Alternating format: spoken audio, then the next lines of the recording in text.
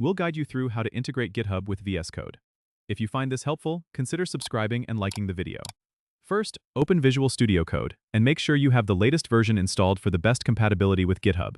Then, navigate to the Extensions view by clicking on the Extensions icon on the activity bar on the side of the window. In the search bar, type GitHub pull requests and issues, and click Install to add this extension. Once installed, you'll notice a new GitHub icon on the activity bar. Click on it to start the authentication process. You need to sign in to your GitHub account, so press the Sign In button. This will open a browser window prompting you to authorize VS Code to access your GitHub account. Click Authorize Visual Studio Code to complete the process.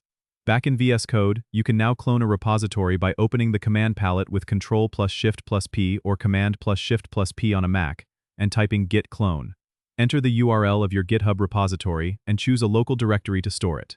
VS Code will prompt you to open the cloned repository, and here you can start working on your code. If you want to create a new repository, go to the Source Control view and click Initialize Repository. Once you've made changes to your files, go back to the Source Control view to stage and commit your changes. You can push these changes to GitHub by clicking the Publish button.